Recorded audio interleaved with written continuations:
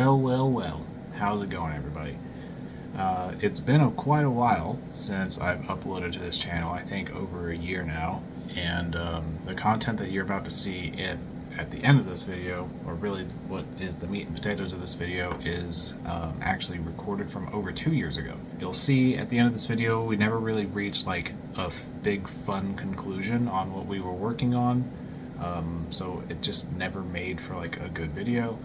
But I wanted to throw it at the end here because I kind of wanted to get caught up-ish on some content that I had previously recorded before I start releasing new videos. So I have a new car here in Colorado with me that I'm going to be releasing some new content on. Just last weekend, I went out onto the Denver streets, checked out the Denver car scene for honestly the first time. I mean, I went to Vandermeer Speedway a few times to watch some races, and I've gone to like car shows and stuff like that, but never really went out and experienced like the car scene that's out here. It's a lot more than just a bunch of Subarus, thankfully. There's a good variety of cars, and my new car is no different. You guys would not be able to guess what it is in a million years if you don't already know. It's quite wild. I never really saw myself getting something like this, but the opportunity presented itself, and I'm excited to share it with the channel. I also want to do some mods to it and have some dedicated videos for some before and after content with that. It's going to be fun. I also have some updates from the Kentucky side of things. My Fox Body, which is going to be like the main focus of the rest of this video, I still have it. I'm working on it slowly, not so surely, but slowly. It's just sitting at my dad's shop, and we are trying to do little things on it as we can. It's still got a decent way to go until it's fully finished. I have to buy a really expensive transmission. I have to buy wheels and tires for the new 5-lug swap that you'll be seeing was started in this video. I also have another new car in Kentucky. It was originally supposed to be like a buy, fix, and sell sort of scenario, but I really like the car and we are keeping it so far. Don't know if that's going to stay or not as well, so it's another reason I haven't really uploaded content on it, but I'm looking forward to sharing that with you guys as well. It's a really nice car. That one, you can probably guess what sort of car it is based off of the history on this channel. Just wanted to upload this video to sort of, like I said, wrap up other things that I have already done, not put all this content to waste, sort of reach a new milestone as far as a content release for the 363 build series, and then just sort of start fresh. Put out the statement at the beginning being like, hey, new content's coming. Like I said, when I went out on like the Denver streets and everything, I actually recorded a video, so I need to put it together and all that sort of stuff. But I'm looking forward to sharing what I've found with you guys, because if you don't know anything about the Denver street scene, it is pretty wild, I'll say that. So yeah, I'm tired of rambling here. By the way, over here, this is my son, Slothy. He's just sitting there, all chill. He's a nice boy. But yeah, I'm gonna go ahead and kick you guys off to the rest of the video. Just keep in mind, it's 2 years old. Like I said, I look a little bit different. I have way less hair going on in these clips. So yeah, things have changed a little bit, but content coming soon. Thanks. Welcome to the Savage Productions YouTube channel.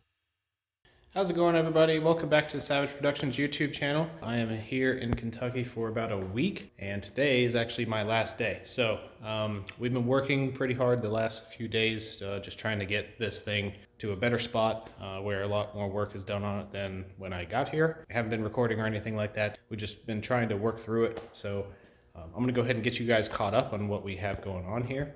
And we had some pretty nice progress. So let me show you what's going on. Well, first things first, we actually have the inner fender well back in. All the wiring's buttoned back up here because we got the lower control arms on with the K-member, as you guys saw in the last video. And we have power cable coming up through here. It's all nice and secured, and everything's all buttoned back up. We went ahead and put the steering shaft on, have it all hooked up. We even spent a little bit extra time welding up, adding some support on the steering shaft. Just a lot of guys like to weld those up just in case, but that wouldn't be a good thing if it came out. But we're working on getting our new TBM brakes installed. There's a bit of like cutting and modification that you have to do to the stock spindle if you're using it, which we are. A bit of things that we're doing. One, you have to cut off these little ears, and then they recommend actually drilling out these holes right here. This is where the caliper actually mounts, or the caliper bracket, I should say. They recommend drilling it out to a bigger size and tapping it to a larger thread. Dad already actually did that on one of them. Here it is right here. So those two are already drilled out, and this one is ready for paint. We also got the rear wheels off, so we can go ahead and take all the brake components off, and then new axles are in the mail on the way here. In the meantime, we're following some directions here. We're installing these beautiful TBM brakes. You already have the rotors bolted up. Look at that. Got the studs in on the hubs. These things look amazing. Can't wait to get these on. And the actual calipers are just sitting in here in a box. Not going to mess with those just yet. And the brackets have been put somewhere. Oh yeah, so here's the brackets. We're going to get these on. I'm going to get that spindle painted up and hopefully get these brakes mounted. If not, just the spindles on, these caliper brackets on. The pads and the calipers honestly might be another time, because I have an early flight tomorrow and I don't want to be here too long because I need to get some sleep. But we're going to do what we can do, and I will keep you guys updated. Alright, so quick update on the situation with these spindles. This one I got all painted up nice. It looks really nice. Got about 3 or 4 coats on it. This one's all tapped up, ready to go. I also got the bolts that hold the strut on. I got all those painted up. And then we ran into some issues. So as is typical with tap and dies, sometime you break off taps into where you need to tap. Under that weld and a series of other welds that you cannot see is a broken tap. The tap that we were using, and it broke off right inside of there. And we were trying all we could to try to get that thing out. It broke off in a spot where there was a little bit of area for us to be able to weld to. We welded to it. We brought a big kind of dongle out like this. Was able to turn that just a little bit. We turned it probably about a turn and a half almost, and it started getting tight again.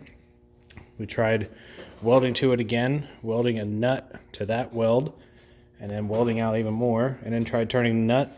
The nut would just break off the weld, as apparent by all of these nuts that we have sitting here with welds on them. This is actually one that I'm supposed to use for the bracket.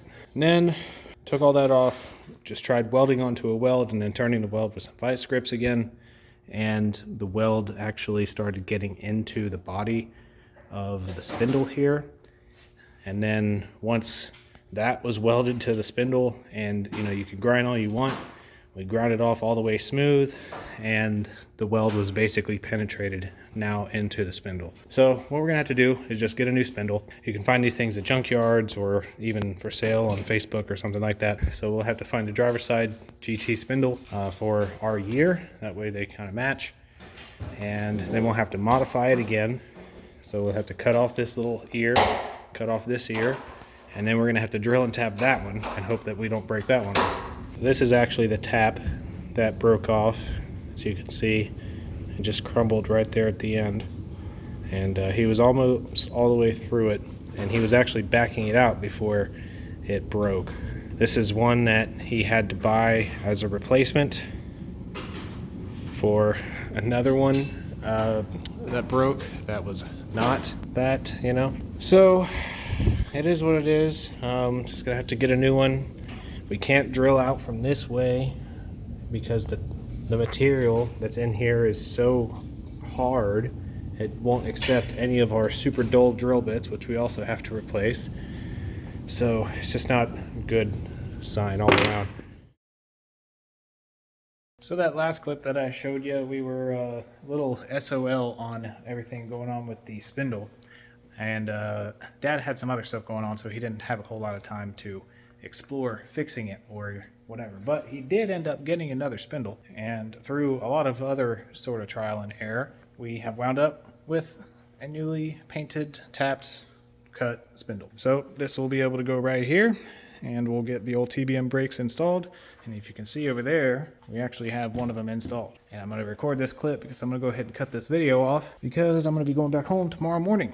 But look at this. These things look freaking sweet. Of course, I don't have the same sort of bearings that other people do. But that's going to do it for this video that has been long in the making and didn't really come to an exact resolution that I wanted to. But I'm going to go ahead and cut it off there so we have a fresh start on the next time that we're going to be working on this thing. Thanks so much for watching, and I will catch you all in another video.